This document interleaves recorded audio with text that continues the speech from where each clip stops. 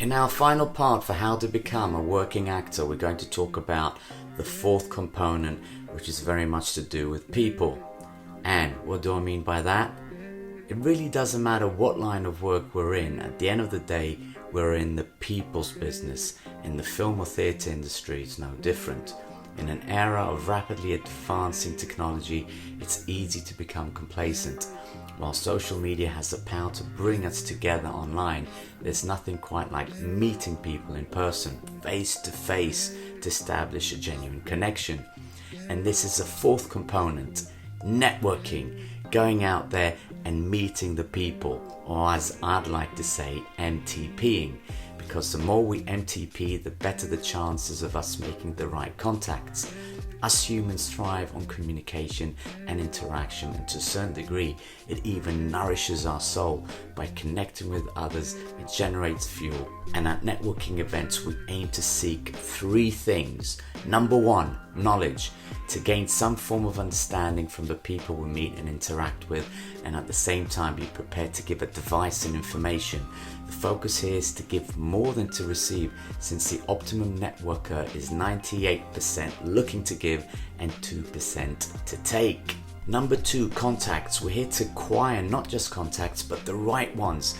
At the same token, we should also aim to share contacts with others if we're to find it of benefit. If we can aim to connect others and allow them to develop their own relationships, we'll be way ahead of the curve. One thing that's worth doing at the next networking event is to test ourselves to see how we may provide a contact or a solution to someone else's needs. Number three, transactions. When we come across a potential contact that we'd like to stay in touch with, we should exchange digital cards, business cards, emails, phone numbers, but with the true intention of keeping in touch with them in the future.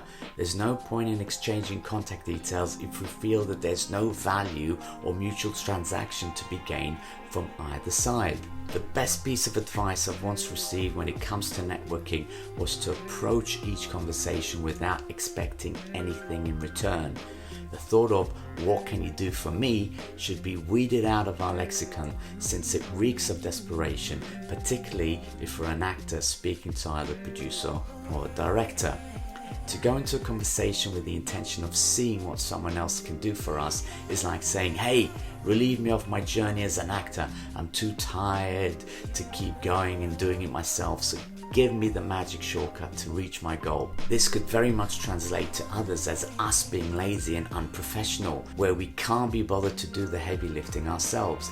The aim is to avoid thinking what's in it for us and instead consider what we might be able to offer the other person instead. Even though most of conversations may end up cold with no recourse for change, this is a great exercise to flex our muscles and develop networking skills for the times that we will bump into a potential contact that we'd be excited to connect to potentially do business with in the future. The energy we bring to the conversation is essential.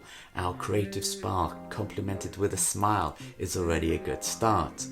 Standing against a wall while nursing our drink is not going to do us any favors, so we have to make the effort of walking up to strangers in the room and making the first move for polite conversations. The great thing about networking when doing it right is we don't have to talk much. Being a great listener is an essential requirement. Our intentions when we first engage with a person is to excavate as much information as we can from them and listen without interrupting. We might be compelled to jump in with a thought or suggestion, but let's hold that thought and concentrate on the listening even further. People in general like to talk, and mostly about themselves, so let's allow them to do so. If we sense that the speaker has said their part, then we'll ask a follow-up question, but be sure to make it an interesting one. The questions we ask have to be open-ended questions, such as how, who, where, what and why.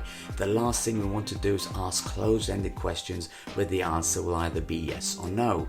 See this as a game, a skill to master, where the questions we ask will actually make us even more curious about the other person. It's normal at networking events to ask someone their name and what they do for a living, and if that's the case, let's make sure the follow-up question is an exciting one for the person to answer. For example, if you find that the person is a director, instead of jumping in with, "Oh, have you directed anything recently that I might have seen?" let's say something along the lines of, "That's great. I'm curious to know how you got involved in directing, and do you remember the first time you wanted to do that?" This can open up a whole treasure trove of memories for the person to look back on their lives and remind themselves how they got started in the industry in the first place. Our aim is to evoke feelings and preferably emotions so that we can bridge the gap further to knowing the person we're facing and seeing if there's a way to build a closer relationship. Another good question we can ask is, what was the first film project you directed, and do you remember the toughest challenge you had to overcome? Make networking friendly and fun rather than being a burden or a chore. It may feel awkward and embarrassing to begin with, but the more we practice at speaking with strangers and asking interesting questions, the better we'll become at it.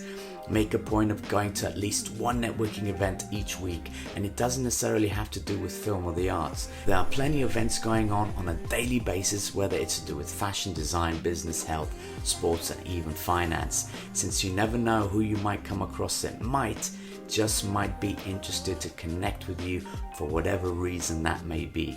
Remember MTP, and let's go out there and listen closely, give unreservedly, transact intentionally, and connect wholeheartedly.